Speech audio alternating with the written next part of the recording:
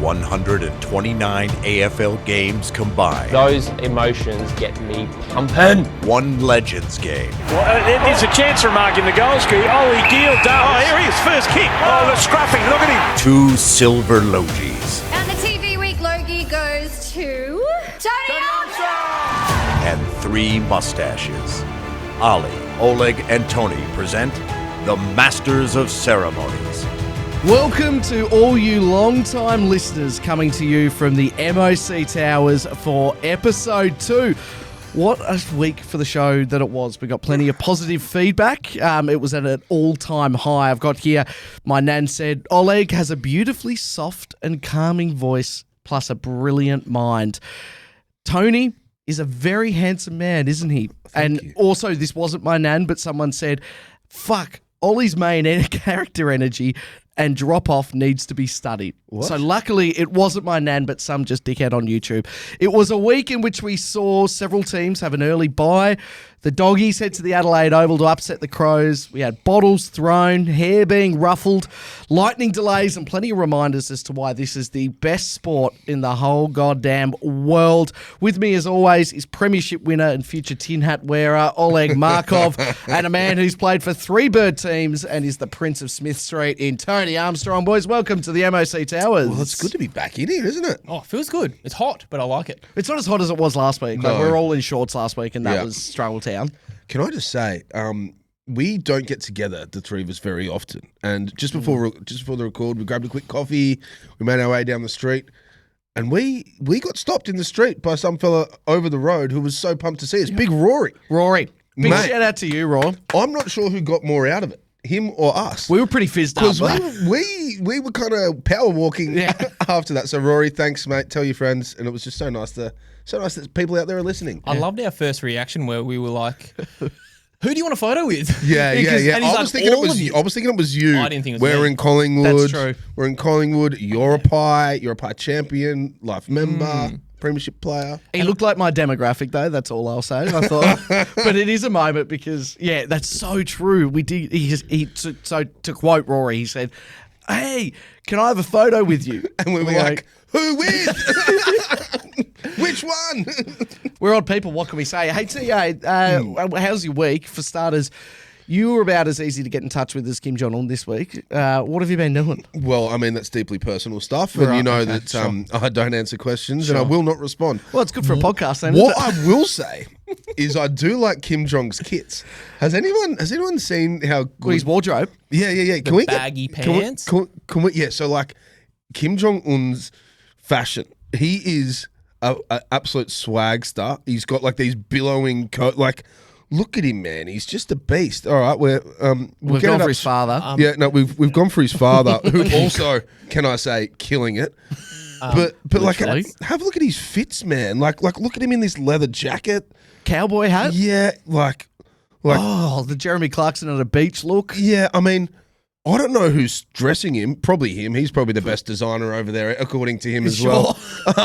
But also, he's a girl dad, which I didn't realise. Are you guys across this? Yeah. Yeah, it's kind Next in line, I believe. It's kind of weird when your favourite dictator is also a girl dad. Softens him. It softens him Definitely. up a bit. That's fine. Leggy, what have you been up to, mate? Let's push Also, did you notice how successfully I said nothing about me? yeah, he did really well. Good deflection. You learn a lot from him.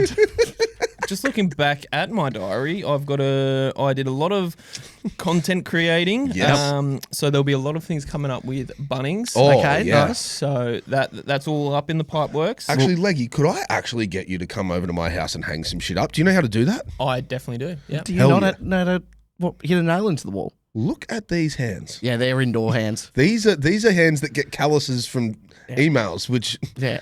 we can all admit I don't send often. Yes. Have to have a word with you about Sorry. that. Back to you, Leggy. you're right. Yeah, but to be honest, not a lot. I got a tooth ripped out, Oh no. which I actually end up having to write a journal entry for that. But we might save that for a bit later. Yeah. But more often than not, we always talk about ourselves, Tony. But no one asks Ollie how he's going. So how has your week been, Mr. Main Energy? Mate, Yeah, okay. no. Well, Podcast day. Can I just say, like, when you, like, we're all equal hosts, but I add, like, open it. That's not really main character energy. It's my job. It's not main. It's not main character energy at all. I think you are the one of the three of us who is the most meticulous. Sure. I would say you are the most organized. Yep. And I would say you understand the way things run in this format better than the other two of us. So I would say Thank you. So genuinely, I think it's not you doing main character energy. You're leaning into your strengths. Yeah. Thanks, guys. I appreciate that. Hey, I'm good. Saints had a win. That was unbelievable. Looked a bit touch and go for a moment there. Matilda's lost. Yeah, I know. That sort of was a bit of a fizzer. Tasmania? Of course. The Devils got up. Sam Siggins with the first goal. After that, mate. We got to get him on the pod more so he can kick more goals. Didn't it look just unreal? So have you guys, I doubt you would have unless you had like a pre-season trip to Hobart. Have you been to North Hobart Oval? There's been it'd be hard to get me there. Yeah. Moving on, Leggy. I like Launceston. You like Launceston? Yeah. We played a few games there, and I like the Gorge. The Gorge is actually there is a unbelievable. flying fox, I believe. I can see you loving a flying fox. Boy, did I give that a whirl. Did you really? Yeah, of course I did. You know what? I know people always say, Leggy, when are you going to grow into being a father? Like, when are you going to mature? Don't ever forget I was somebody's son first. Mm-hmm. Hey, you still are. I still am. Do people say that? Or was that in your head? Or are people actually going I up to feel you like being an like, argument mate, in my head. grow up? Yeah, anyway. Welcome to the therapy corner of the episode.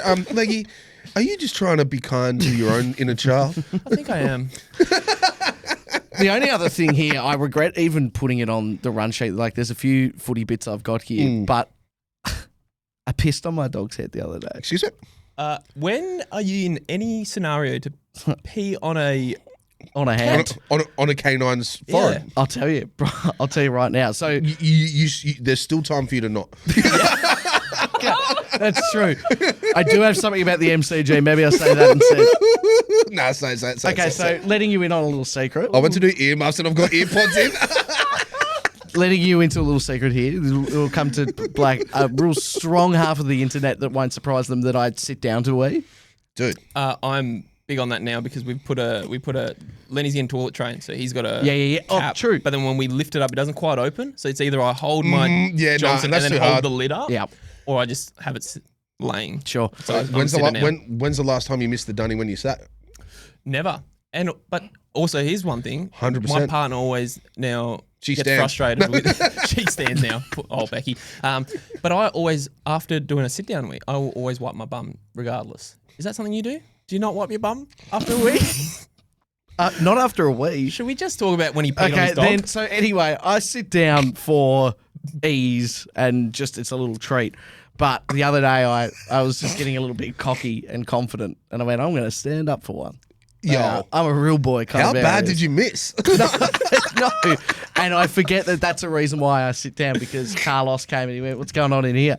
And he's a whippet, so he's got a really long neck. And so just came into the line of fire. Wow. So that's what's been happening to me.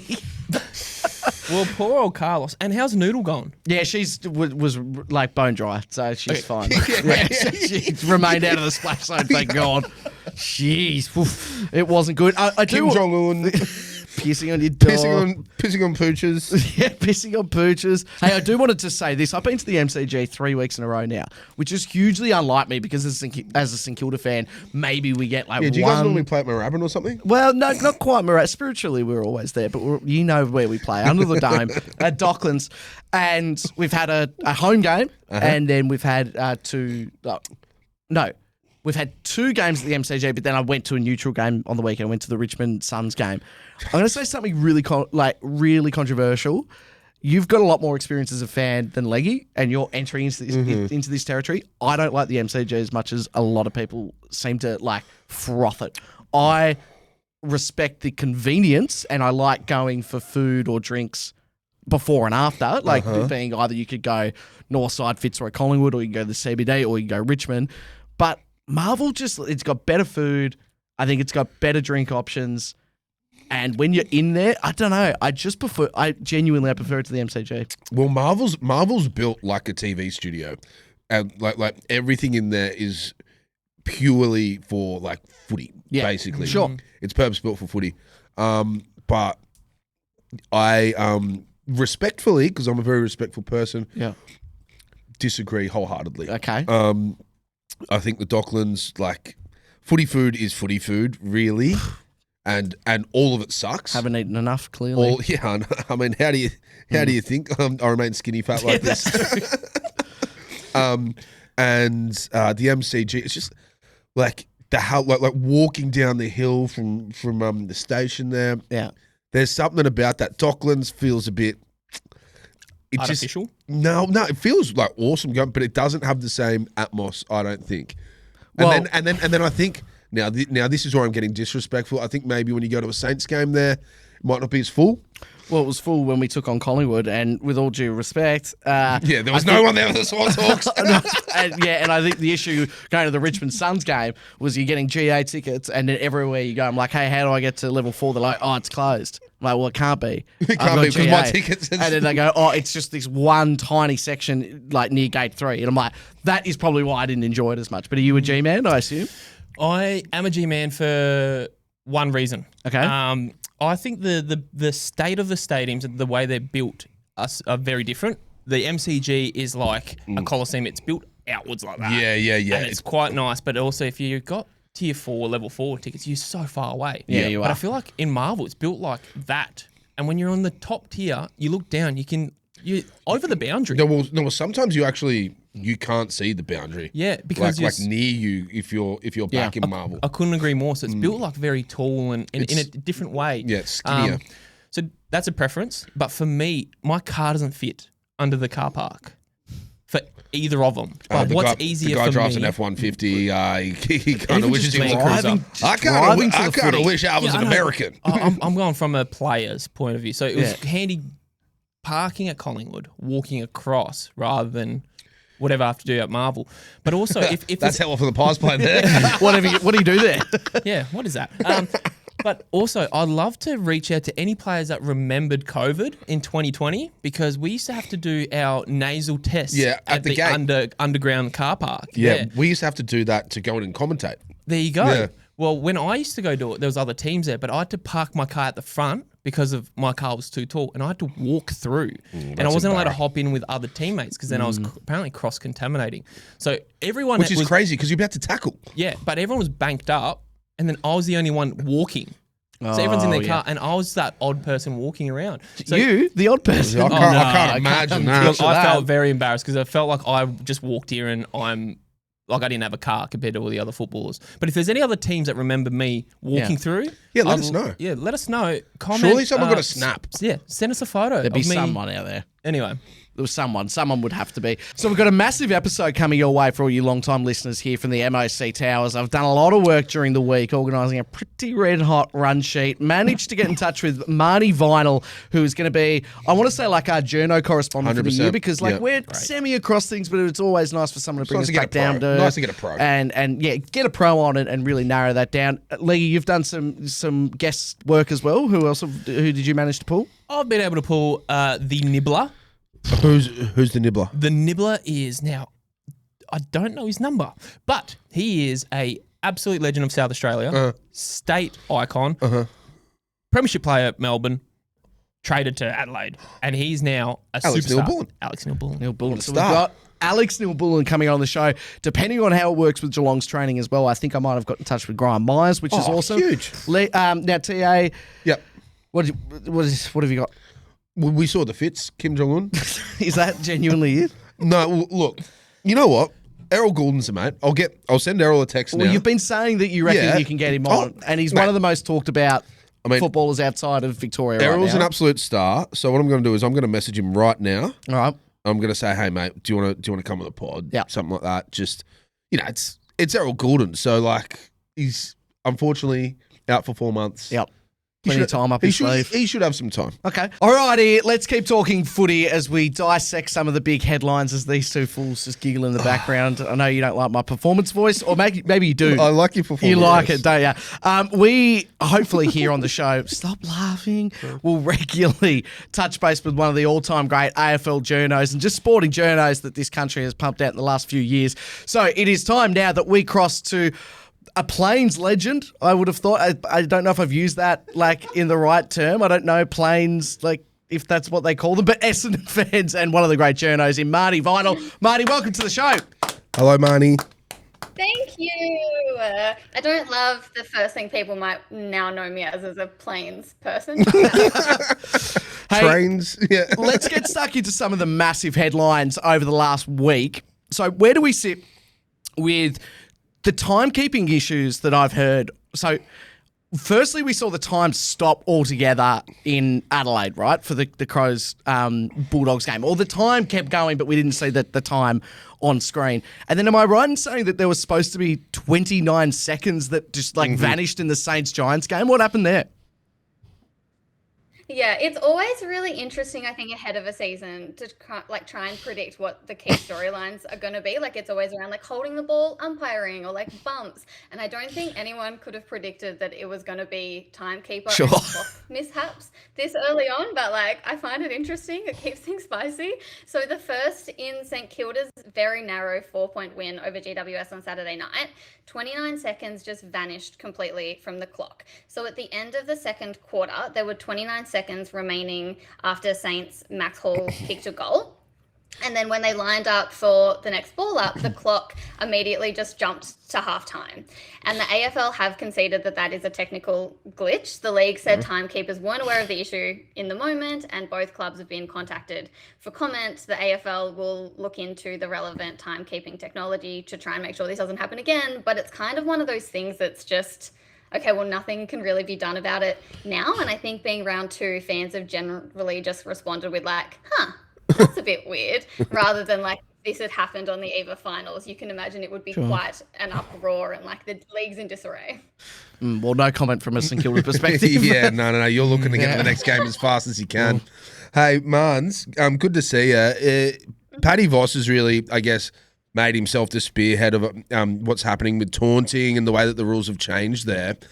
Exactly how and what will that look like going forward in terms of what is taunting, what gets a fine, and most importantly, what gets free kicks on the day that can ultimately change the outcome of a game? I think this is genuinely such a nuanced discussion that will be really interesting if the AFL community can do it right moving forward. Because, Patrick Voss has been fined $1,500, which is reduced to $1,000 with the early plea for taunting Melbourne defender Harrison Petty on Saturday in the Dockers win over the D's. And it was one of those moments where, Voss is kind of rubbing Paddy on the head, and not to highlight it further, but he was really patting that balding spot, which you can imagine the taunts that were maybe being said out loud when that was happening. And then Gorney, kind of stepped in, and Voss made the crying gesture to Petty. And that is something that we've seen before. There was that incident back with Brisbane's Dane Zorko in 2022. And a lot of the football community at the time were very you can't be doing that. That's bad. But now to have Voss properly fined under the category of misconduct and, having that being quite a moment of unsportsmanlike-ship and finding that unacceptable, now the footy community is well, that's kind of going a bit potentially too far. And is that not part of the theatre of the game? I mean, it does potentially cross the line when there's physical contact, but then also, Voss lifted Langdon over his shoulder and carried him over the boundary line. I didn't love later that. on in the game, and we loved watching that. Meme central. Right? But I also find it very, very interesting, and I know that we'll get to Essendon in a second, but looking at the juxtaposition of where we're having a player being fined for taunting at the exact same time that the conversation's happening across every single media platform that there is about what happened to the Bombers of old.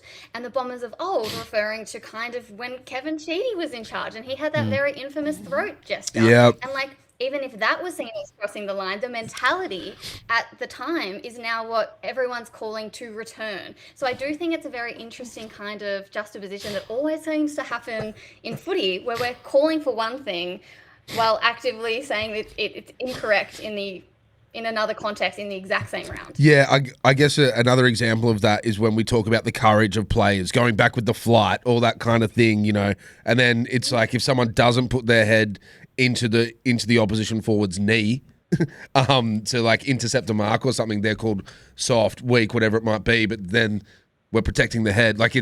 there's all these juxtapositions going around, and I'm really interested to see with this new one where water finds its level and where we get to with what taunting is, because I don't want to lose. Have a look at the scoreboard, mate. Shut up. Like, I don't want to lose that. Like, that's funny. It's part of it. And I think that, I'm not a past player, but I'm sure that, there's a lot of players that are really good because they lean into that. And even just when they've had it against them, Emma Carney is one of my favorite in the AFLW, where it's you almost don't want to taunt her because then she will win that game. Yeah. Don't wake up the beast. Yeah, I couldn't agree more, Marnie. This is the leg man, and I completely agree with... Sorry for my colleagues. But obviously we are in an industry of entertainment, and I totally sit on the fence with a lot of this argument that we've got. But there are some people that are renowned for the taunting, and for instance, a few Hawthorn players, and they like their celebrations, and there's a fine line with this sort of stuff. But we did see an incident after the game to our man Wizard. I don't even know if he's our man. No, but we I'm have nothing to do with him. Okay, we've got nothing to do with him just yet, but I am a scissor boy. Sure, true. Which are my boys. And there was a bottle thrown. Now, I don't know where you stand with all this, and this is new information to me. So what has actually happened? Yes, so after the siren went to sound Hawthorn's 17-point win over Sydney, which even just as I was preparing for the story, I was that's actually kind of a close win because I'm used to 62-point losses and 63-point losses. And I was oh no, Hawthorn really did win that match. But a Swans member hurled a Coke bottle at Nick Watson, who just kicked a goal to kind of seal that win around the Swans member area. And I think that we can all pretty much agree that behaviour like that is just disgusting. Not on. Yeah. And a lot of decision-making people did, because that Swans member has been fined $407 by Vic Police. The AFL handed down a 5-year ban from all games. Sydney tore up his membership. The MCG has banned him from all events, sporting and non-sporting, at the venue for 5 years. But I wanted a little bugbear with this particular story, because there's been so many conversations this year about journalistic integrity in the AFL realm, and the amount of reports I saw that said it was a Coke Zero bottle when we all have the vision, and it was a red cap, and that was clearly Get it right. Get it right. And I know that Nick Watson himself said Coke Zero cans, but there's a very famous journalist quote that is, if one person tells you it's raining and another person tells you it's not, it's your job to go outside and find out whether it's raining or not. So even though the Wiz did say it was Coke Zero can, it was quite clearly a full sugar Coke bottle. Well, these are the important things, right? And facts matter. Facts do matter, and I don't want to speculate even further, but if he's on the full sugar stuff all night, you can see why he's on that side he of the was fence. he was hyped up. I get we've all had a sugar crash out. I can see where it came from. Hey, before we let you go, Mans, let's talk about, now I think I'm going to say this right now. Let's talk about your Planes. Let's talk about the Bombers, because Zach Merritt was a massive talking point in the off season. We all know that he wanted to get out of there. Still is, right? He wanted to get out of there. Wanted to go to Hawthorn. No. We can wrap it up here. And obviously stepped down. I've never heard of Essendon. He did step down as captain, but are we right in saying during the week he's been asked to come back into the leadership group? What's going on there? Yes, so after Essendon's 63-point loss to Port Adelaide, which again came after their 62-point loss to Hawthorn the week beforehand, the new captain, Andy McGrath, held a players-only meeting, and then Carl Langford, who is in the leadership group, he fronted the media early this week, where just in talking to the media kind of confirmed that Zach Merritt was welcomed back into the leadership group. And I feel like we can't doubt that, especially given just how much Essendon are lacking leadership both on the field and off the field. And it was a dicey situation that happened with Zach Merritt at the conclusion of last year. But if you watch that where that particular club is at, and the leadership that is lacking, and the players that are still kind of showing a little bit of leadership, it's kind of only Merritt that's doing it. I mean, he's one of the only, and I don't think being a good player equates to being a good leader, but there is a sense of also when you are on the field, and I think past players can speak to this better than I can, but there is also a sense of you do need someone who is going to what's the word? Show, don't lead tell. From, live yeah, your yeah, actions, yeah. Live what you're asking of playing. Yeah, do as I do, not always as I say. Yeah. Yeah, well, I've actually got a little pitch for you, Marnie. And I heard you say past players, and I heard the words plain people. So I'd like to have a pitch from a past player to the plain people about your leadership group. Ooh. I've stated here, I've done a little bit of research, but Essendon's last win was round 11, and it was against Richmond. Oleg Markov's last win was against Richmond, round 20. Oh, no. So I've had You're more wins. successful. I'm more successul than the plain people, not the plain people, but who they barrack for. So if you are, so if you are looking for leadership and you want some winners, I'm sitting right here, and I haven't trained, but I'm willing to don the sash and help out. Are you telling me that Oleg Markov as an entity is a more successful AFL team than Essendon in the last year? Was on a premiership. Team is debatable. That's what he's saying. I'll leave that with you, man. You've got all the pull, okay? But the offer is there. It's a very convincing argument. It's actually 305 days since Essendon. Are you counting? I don't know if you remember. What about finals? Of course I'm counting. What about finals, Mance? Just 20 years. 20 years. Yeah. Yeah, that's not that much. Hey, Marty, thank you so much for joining us here live You're from the the best. MOC Towers. It won't be the last time we touch base with you as we try and navigate the confusing world that is the AFL and all the rule changes and headlines that come out of every round. So thank you so much, and go Dons. See you, man. Go Go Plains. Dons, bye. What an absolute superstar Yeah, she's Marnie great. is. Definitely won't be the last time we get her on the show. Now, I do just want to pick up on one thing that you were saying there, because this is a new world for you, Leggy. Okay. You've obviously, in jest, semi-in jest, put your hand up to help out the Bombers where We don't possible. know if it was in jest. Was Well, that a jest? Semi-in jest, right? You do realise That's not narrowing it down anyway. you're a Collingwood MC and you're a life member of the Pies. Do you still feel comfortable with that And comment? you've offered yourself to don the sash. To quote, don the sash. Yeah. Yeah, that might be a small regret I've got in my life. Yeah. Let me run that past Collingwood first. Yep. And I'm sure one win for the year won't hurt them, would it? No, I'm It sure. won't No, it kick won't bother- Collingwood no, out. I don't want any team to go winless for the season. I think that would be awful. I sort of do want it just so that I've got the one up on the whole football club. Sure, that's true. You know what? They might not be the only team that you have had more wins than, because when was your last win? Round 20? Round 20 last year. Okay. Well, I mean, we don't have to do the research right now, but And we won't. yeah, and we won't. Well, I won't. This brings me, and again, thank you, Mans, but this brings me to one of the more highly anticipated future segments on a show. Yeah, what have we got? It is pretty much all that people have been able to talk about during the week. Coming into your mind, Leggy, has just been an absolute labyrinth. It is just, we had so much more out of that diary than we could have ever hoped for. So we are now going to go and get stuck into your diary, and while you get it up, I've prepared a sting for this very occasion. The Earth might not seem of any particular interest. I'm trying to uncover the abyss beneath my illusory connection with the world. May very well be a self-perpetuating, unconscious form of brainwashing. But I predict that within 100 years, computers will be twice as powerful. Is he all there? Like, mentally? I think so. He's just an odd guy. What do you reckon? I reckon that's some of my best work time. I mean, don't see yourself short, but it was pretty bloody good. It sums it up, don't you reckon? Yeah. He continues to surprise me in the most beautiful way possible, does Oleg?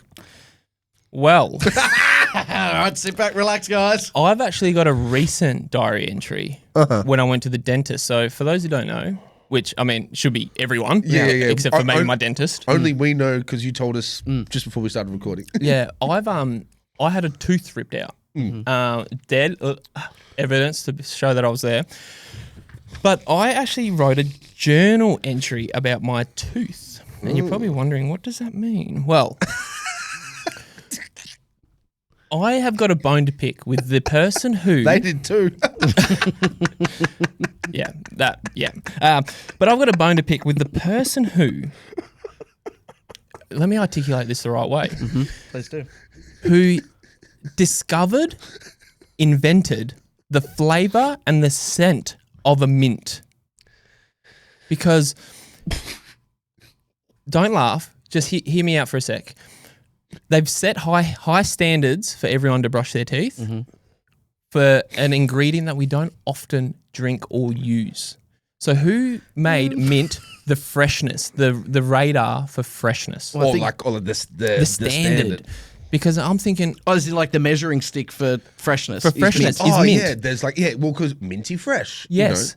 But it's not something that we eat in our dietary that often. So I was thinking, why has toothpaste not been flavored like meat or chicken or the smell of it? And then that would help a lot of vegans. They wouldn't have to tell you if they're vegan. You could just smell it off their breath. You could be like, oh, that smells like tofu. I know this person. Okay, so do you think maybe it was reverse engineered and people went, oh, I like that smell. Why don't we put a mint in our mouths after we eat because we want to smell like that? Much in the same way that people cover their natural body odor with perfumes and deodorants because those smells are pleasing to them. So then they go, oh, I want to smell like that. But would you say that why don't we then just spray people do. People definitely do. Like aftershave. People 100% do that. Do they? Yeah. That is riveting information to me. I've never heard that. And for most of these diary entries, I just want to allow you the opportunity to share your thoughts without us necessarily giving you back too much feedback to be like, hey, look, this is why you can't do that. Sorry. But I do want to say that mint is considered fresh primarily because it contains menthol, a compound triggers cold sensitive receptors in the mouth and skin, creating a literal physical cooling sensation. So I guess it's science-backed. Science-backed. But I feel like the scientist that's decided this has set the bar really high for humanity. You know what I really like about Leggy? I really, really, really like is that he's like one of the great philosophers. This is what a philosopher does. They always say why. They always ask why. I've given him a quote from a scientist, and you've gone, yeah, but. Well, he's done his own research. Yeah, exactly. But like he hasn't made it past the first line of Google, clearly. No. Yeah, I definitely haven't. Anyway. It's a good start. I liked that one. Yeah, that was something that popped up in my head last Thursday. Sorry, in April 04, which actually, we're not far away from April 04. This is just a thought. And we did talk about dogs. What happens if you drive to a dog park and play a really loud ding-dong / doorbell sound? Will the dogs get confused or not care? Will they be like, where's the door? So, can I tell you something on this? And this is great. Have you heard of the thing that's Pavlovian? Have you ever heard of the scientific test called Pavlov's dog? No. So what they did was, this scientist would ring a bell, legit, like a bing, and then as that bell went off, I think I'm getting this right. I'm sure I'll be corrected if I'm wrong. They would then feed the dog, and so ding, food. Now that ding to the dog within the science reward. So what they did was when they started taking the food away, and they just went ding. Instantly the dog would start salivating. So I don't know how that transpires to a ding dong at a park, but what you're talking about is these I guess mental associations with so much in the same way as us smelling something as we go past somewhere and we start like salivating or something like that, or we might hear sirens or like you hear a gunshot and you might, or like whatever it is, like everything, like everybody and everything does have these learned behaviors and triggers. So like you hear like the like a siren when you go to a game as a fan. Now, particularly not playing footy, but you still get like jittery. I tie my laces up tight. Yeah. No, but you know what I mean, like because it and that is called Pavlovian. So I don't know if they'd run to your car, no, but it might trigger something if they have a doorbell at their home. Is that a test we could try and do? Because I would love to see what would happen if you go to a dog park and just really loudly with a Yui boom or something. What big? Because a doorbell would be different to every dog. It would. One would be like Well, some Uber would Eats. get knocks as well. Like that. So Yep. You got to think Yeah. about that. Yeah, something like ring. Oh. And I've got one here. Now, this is a fashion question. Oh, hell yeah. Fashion You come to the week. right place. Yeah. Love a look at us. Ridiculous motley crew of people. Oh, I know. I've scrubbed up okay. I don't know if we're fashion forward or fashion behind. I think we're forward. But I reckon I've just discovered something even more forward. Yeah, good. Has anyone, and I just want to set the scene, I first noticed this in high jump when I was competing in Hobart. I competed for the state of South Australia when I was 16. That's amazing. What was your best jump? I'd like to say 210, but it was definitely less than that. But I cleared it and the wind blew it off. And anyway, there's a bit of a conspiracy theory before. Yeah. Well, what's the one that you definitely know? 205. That is crazy. 207. Yeah, That's one of awesome. those two. But I'm saying it publicly. 210. Yeah, love Yes, that. because I assumed I got that. But there was a guy that used to put these cycling socks. Now, I don't know whether we can get that, but they sit over cleats for cycling. And they just like look like this. It looks incredible. It's like a modular like shoe almost. Yeah, sort of like that. And then there's a high jumper now that is jumping for Qatar. I don't want to pronounce his name or mispronounce it. But maybe I should try. No, Yeah. I won't. And he does the same thing that this jumper did. So I was like, oh, that's incredible that someone has put something on the outside of their spikes and over their socks as a fashion sense. So I've written here, has anyone made socks that you can wear over your shoes? Also hear me out, because when your shoes do get run down, why not just temporarily have this and have it appropriately done so that you can just wrap your feet with a temporary fit, like a sock? Oh, I suppose like doctors and nurses and people in surgery would yeah. Are wear they part of the scrubs? scrub kit, but I don't think that's Different fashion. material.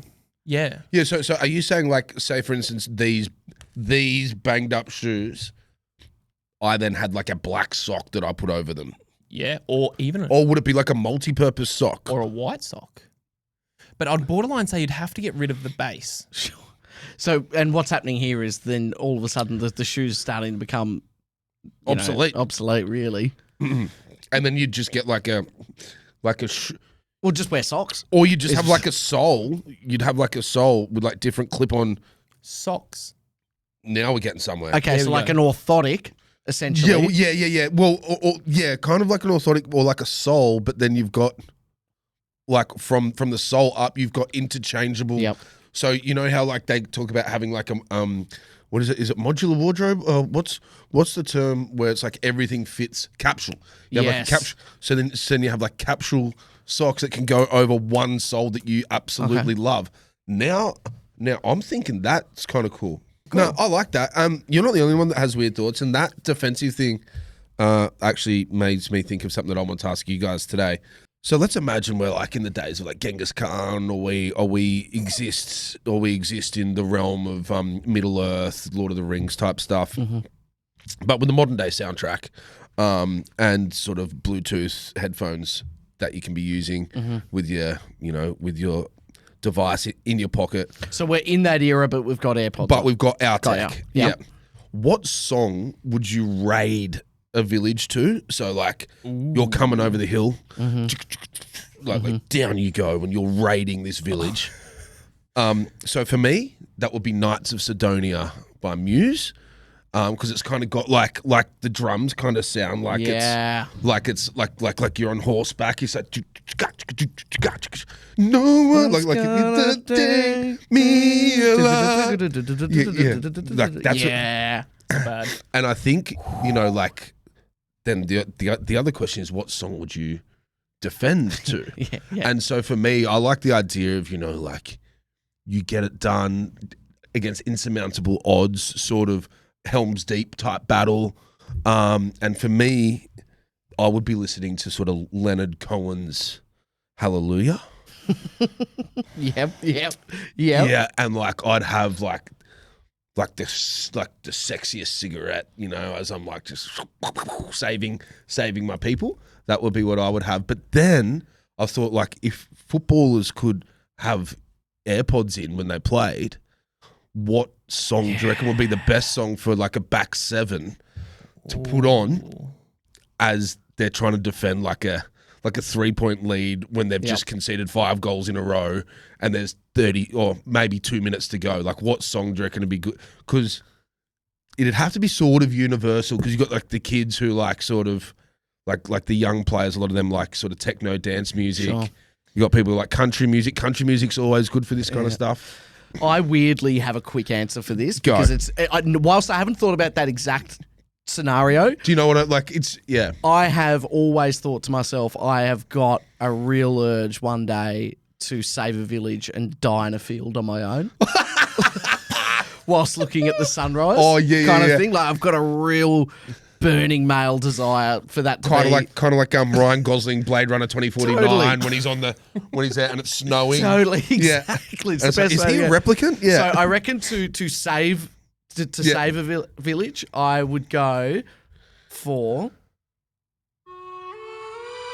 Oh, I do like this. And then like it'd get going to a bit of sort of.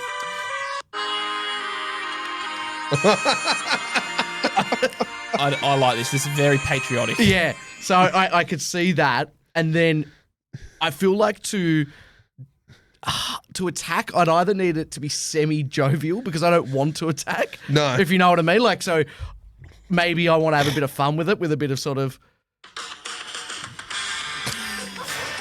Oh, I think that's disrespectful. That's a disrespectful song to raid to. But I think you need to understand. So you're doing it by yourself. That's my castle. That'd be the most pathetic raid I've ever. We'd be like.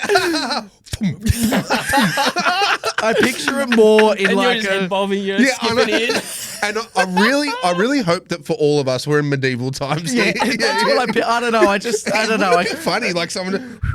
I can't whistle. And then if it wasn't going to be jovial and I had to take this seriously, it's like, okay, we're going to do some damage here. Like it's the three of us coming over the top of a hill, caught by surprise, and Game of Thrones to type really stuff. pump me up. So I'd go for.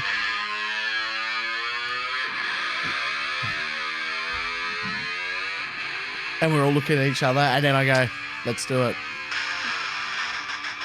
Yeah. Yeah, that's good. That is good. Leggy, any answers? No, this is our music pod as well. I don't know how we're going to go with copyright, are we? That should be fun. That should be fun. I have only got a bone to pick with you with the defending one because I think the build-up's a bit too long. You're just going to be in the build-up, waiting for the drop to happen. Well, while getting bloody peppered. Because I thought that a good build-up for me that is universal, because I know I'm more the techno man, but I'm like, if I'm with people, a lot of them don't like techno. So I'm going to go Enter Sandman. Yeah. With Metallica. Fair. Just coming over the hill. Fair. No, I like that a lot. All right, boys. Yeah. Well, it's good to just get inside each other's minds once a week. Real food for thought. Let us know as well in the comments what you would raid a village to in medieval times and what you would defend to. Hey, let's talk footy. I want to talk about the Thursday night game tomorrow night. It is going to be an absolute beauty. So we've got the Crows that are flying over to take on the Cats. This is going to be a real beauty because, as we know, Crows didn't quite do it against the Dogs, but it was one hell of a game. Too. Really, they're just kind of pretty much, I don't want to say perfect, but you feel like they've got most bases covered. And then the Cats coming off a bye should be well rested. We'll go to the footy head in the room. Leggy, where's this one going, do you think? Well, it's a very interesting one. I'm probably going to go with my man Nibbler. And it's another bird team. Sure. And I'm not quite sold on the Cats just yet. I know they will just hit their straps. We just know they will. And I just think it's not who you play, it's when you play teams. And I think their Crows are in a really good little purple patch of form. They're really exciting. So I'm gonna have to just keep backing them in. I love that Keys is getting the fans involved. Yep. That's fantastic. Nibbler's gonna run havoc and nibble at the heels of everyone. But yeah, I'm probably going to sit on the Crows fence. Tone, where do you stand on teams that have just had the bye as well? Like, do you look at it going, Cats are going to be well rested going into this, or they're going to be lacking momentum when you think about what the Crows had to withstand the other day? They're going to be like pretty up and about. I think there's two things that you always consider when you look at teams with the bye. Oh, sorry, three things. It's what was their injury list like going into the bye, sure, and then how they come out of it. Are they coming out of it healthier? And obviously they are, but then what I mean by healthier is, do they get players back? All of that kind of stuff. And then the other things I always look at, the makeup of the list. Are they experienced? Because experienced teams tend to be able to just turn it, like, totally. They know what it's like. They don't necessarily, whilst momentum's good, a really good team doesn't rely on momentum. Sure. And like you can even look at that within games when a really good team can arrest momentum. They don't need to wait for the break. And I think, and then the last thing, you look at the quality of a coach. So I mean, one of the best examples of it was taking, and this is a different sport, but taking the Patriots on after a week off. They were like, Bill Belichick would out coach everyone. They would, you'd just be no chance of beating the Patriots off the back of a bye. Well, it's tough to compare any AFL team to the Patriots, but you feel like Chris Scott is close to it, right? And that's where I was going to go. And also we saw, despite a really slow start against the Dockers, they were able to come back over the top of them, and we know that like the Dockers will be pretty good, sure, this year, and the Cats are able to get that done. I think the start though is so crucial, because if the Cats get away early down there, we know that they've got the fitness to come home. Yep. Because we've seen it happen already. So fast start is so important. But yeah, I mean, I think they match up really, really well on the inside, and if they can get it to their forwards, they're going to be all right. The Crows. So I think the Crows in a really close one. I think Geelong, as weird as it is to say, are just getting going. Yeah. It's I think we've learnt with a team like that is so mature that, in my head as a St Kilda fan, it's panic stations when you don't win 2 games in a row, because traditionally speaking, it may be that can be a so. cliff coming. Yeah. No, seriously. Totally. Yeah. But with Geelong, you're like, they'll be fine. They just will be. Alrighty, we now assumingly cross to the Virgin Lounge at the Adelaide Airport as we cross to superstar himself, Alex Neal-Bullen. Welcome to the Masters of Ceremonies. Woo! Boys, thanks for having me. What a privilege. It is a How many privilege. guests have you had on? None. One that counts. One that counts, and that's you, mate. Well, thanks for giving me the nod this early on. Exactly. Filling me with belief. Oh, mate, you're so welcome. Hey, I got to ask, just aside from footy, I like logistics because obviously I mean, you probably would assume I played, but I only played one Legends game, so I don't know these things. When you fly from Adelaide to play a Melbourne team, obviously you fly into Tullamarine, but when you take on the Cats, do you fly into Avalon and then just go down the highway, or how does that logistically work? No, we're into the main airport, Tullamarine, and then we bus down. First time for me actually doing it. Usually in Melbourne, I would just drive down in your own car, so an hour and a bit drive from the airport to Geelong, and then I assume it's just put the feet up in the hotel room until game time in about 48 hours. Now, mate, there's when you drive down to Geelong, on the way back, win, lose or draw, if you're going on the highway, there's 3 takeaway fast food options in a row just before you get out of Geelong and you start hitting 100 back up the Princess Highway. Were you a victim of that when you used to play in Melbourne, or were you always a good boy and managed to have like the nice pizza or the sushi or whatever it was after the game? Because I'm a big victim of that Macca's on the left. Well, it's a great question, Tony, because as you know, in an AFL environment, you look up to your elders. And in my second game, right, we played Geelong. We beat Geelong in Geelong. So I thought, how good's this? This is what dreams are made of. And I thought, I wonder what we'll do tonight. Follow the entourage. I think it was led by a couple of the leaders at the time, Lyndon Dunn, Nathan Jones, and everyone just swung into that first Macca's. So you learn from your elders, and ever since then, we would always do it. But no, I think when you're on the team bus, it's harder. A bit more, everyone's together, straight back to the hotel for a proper feed and get the recovery. It's a new day and age at this time. Yeah, I'm getting old. It's good hearing your voice, Nibbler. It's Oleg here. Yeah, long time no see.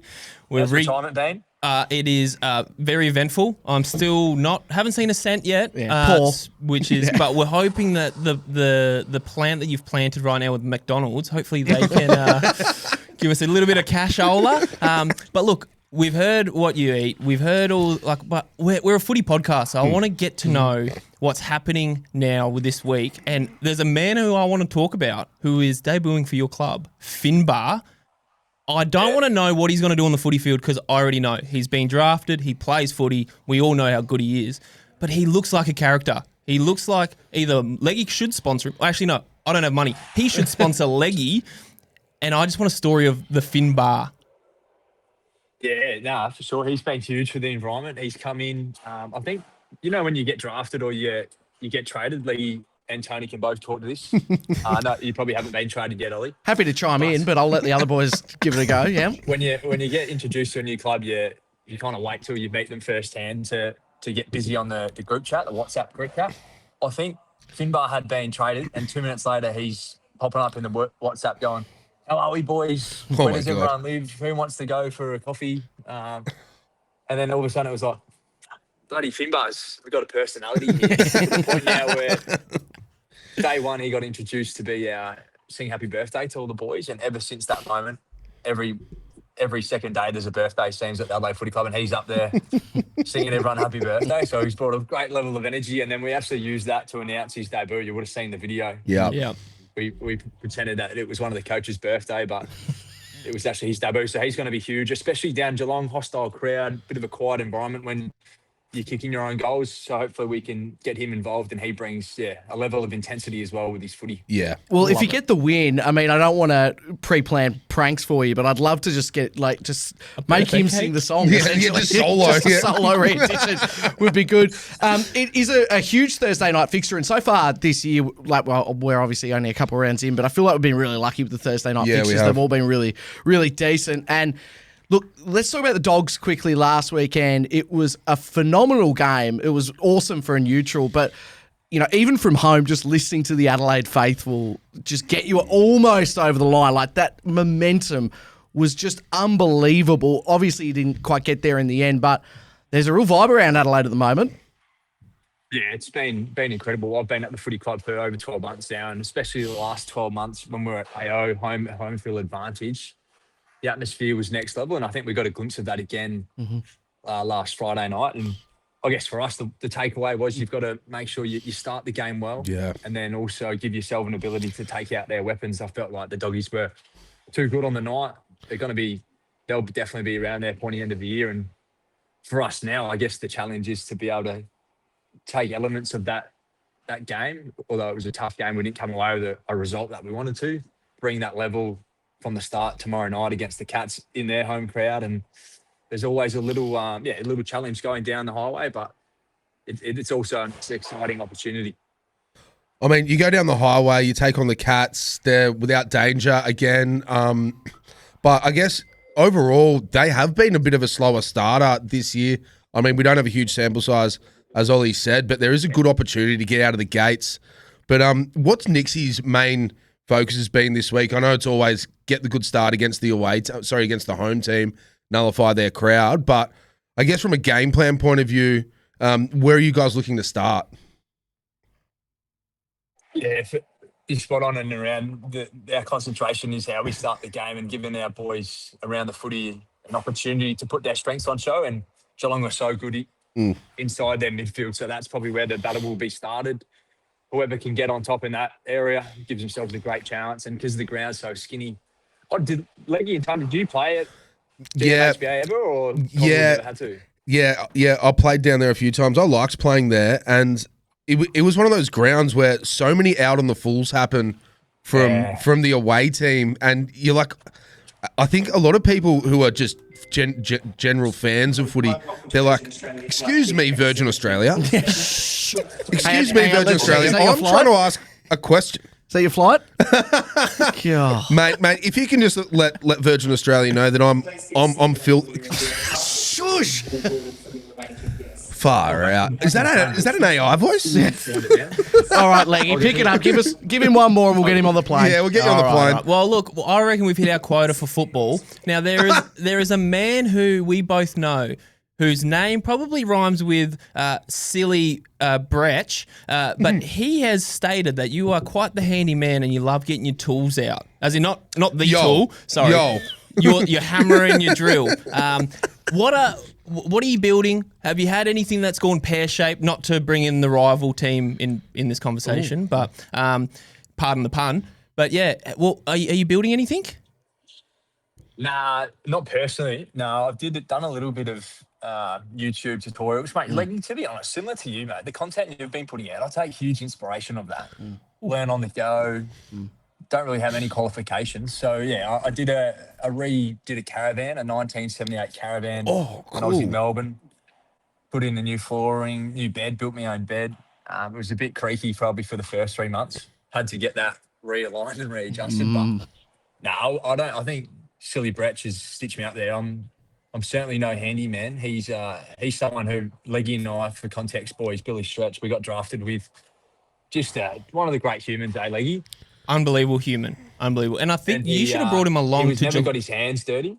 He was always like a real student, A-grade student, and then finished his footy career. But before he finished his footy career, he used to call our property steward to come over and hang up a photo frame in the wall, or that's the TV unbelievable. antenna wasn't there. He had to get that fixed.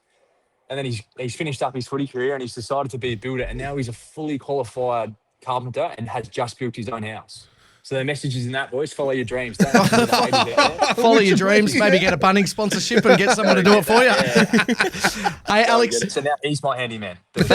Mate, dream big. You'll get there one day. Hey, really appreciate your time thanks, here mate. at MOC Towers. Now, we are trying to get to the bottom of this game. It's a cracking one Thursday night between the Crows and the Cats. Can you just give us a quick one? Why should we be tipping the Crows this Thursday night? I think what you're saying is a young group starting to mature. We understand the privilege to play in the prime time slot. So we're going to bring an intensity that hopefully makes all our Crows fans and are we your second team, boys? The second team fans? I mean, they're something to be proud of. They're the only club I played for that didn't delist me, so they've got to be. They're in my top three. That's it. No, we're looking forward to it. It should be good, boys. Mate, it's going to be fantastic. Thank you again. Appreciate you. Good luck Thursday night. See you, brother. Thank you, Nibbler. Thanks for having me, guys. Thank you. All the best. How good's the Nibbler? Unbelievable. I actually don't know how he got his nickname. Well, would it be Neal-Bullen? I think it's a phonetic thing. Yeah. It's a good. It's a strong one though. Yeah, and that was the first time I'd actually spoken to him properly. So Lovely guy. So nice and really handsome. Big call. I think he's really handsome. Yeah, well, I'm going to double down on that. Okay, I'm not saying that he's not, but just, he's more of a sophisticated taste. Yeah. To look at. Yeah. Exotic? No. Delicious. This is exotic. That's exotic. That's exotic. Okay. Yeah. No. Joe Exotic. Oh, yeah. Couple of Joe comments. There's a reason why. Yep, you're right. Reason why I didn't want to wear a hat today. All right, before we wrap things up, look, I've heard from Gryan Miers. He is unfortunately training, so we have just got a video from him instead. Let's hear from Gryan. Hey guys, love the show. Literally never missed an episode before, so shattered I couldn't make it. But Ollie has reached out to send a little video on why we're going to beat the Crows this week. But I'm no salesman, and if you've watched footy in the past few years, you know that it is that unpredictable now. So we really don't know what's going to happen. So thought I'd follow the great Aaron Gox's footsteps from last week and fill in Tony, who hasn't been watching some footy the last few years, about some trends and football trends at the Cats this time. And try to convince him why the Cats could win this week and for the season. We've recruited well. We've got this new blonde kid who's running fast through the midfield in James Warple. Bailey Smith has been on the front page of every news headline every single day of every single week for playing great footy. We won the grand final sprint in 2023. The town Mark O'Connor is from an island, has 1,600 people for 50 pubs. That's a ratio of 30 people per pub. Not that footy related, but a good football trend for you to follow. And we're well known around the league as pioneers of the Mad Monday dress-up, which is great to have on our resume. So anyway, Tony, hopefully that's brought you up to date and you can back us in this week and this year. Grand final sprint 2023. Wow. Is one of the all-time comments. So thank you for Gryan there. He clearly loves the show. Hasn't missed an episode, so good on him. How do you feel about that, Don't?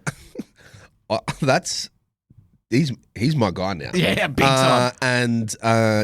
Big. I'm a big sort of Cats fan, sort of deep, like distantly second to the Swans after that. Yeah. I loved that humour so much. A pub for every 30 people. Phenomenal. Incredible. He's like, that's the kind of ratio that's a good footy trend for the Cats. Now, that is the most absurd sentence I've ever heard in my life. Instantly right to the top of my pecking order. Well, I think we have to back the Cats then. So the Cats by a few goals, you would have thought. Yeah. He persuaded me. Scrap all of the quasi-analysis that I was doing earlier. Go Cats. Now, I saw just before we wrap up, when we got Gryan up, you got a bit excited. Did we hear from Errol? Yeah, we heard from Errol. So I haven't listened to this, but here we go. He just left a little voice note. Hey, Tony, mate. It's Errol here. Heard you're pretty keen to get me on the podcast. I don't think I'll be able to make it on, unfortunately. Actually, still a little bit curious as to how you got my number. And if possible, if you could stop texting me, that would be great. I'm not going to hit on the podcast. So cheers, mate, and all the best with it. We can cut that, right? I don't want to laugh. What did you think was going to happen? Are you genuinely not good friends with him? Yeah, we're mates. All we've spoken about is good old Errol and. All right, well, that's uncomfortable. Well, thank you anyway, Errol, for sending some audio through. It's given us a lift, regardless of what the content actually had. Thank you guys for I guess I kind of got him on. He did. He totally did. I'm starting to question Tony. Yeah, I'm massively. As a person. Big time. But it was a stacked show. Thank you, boys. Coming to you live from the MOC Towers. Hey, next week we've got a massive episode, of course. Today marks the start of the Melbourne Comedy Festival. Ooh. So I'm going to invite a massive local comedian in Nick White in. Don't know how much footy he is across, but we're going to have him in. And also, one of the more talked about people right now, he's one of our favourite people here at Masters of Ceremonies. It is Oscar Baker from the Bulldogs. Yes. He's going to be coming in to the studio, so we've got a massive episode coming your way next week. Until then, like, subscribe, do all that stuff, and we can't wait to see you. And just quickly, Comedy Fest starting. Here's a couple of quick recommendations. Go see Dan Rath. Go see Emma Holland.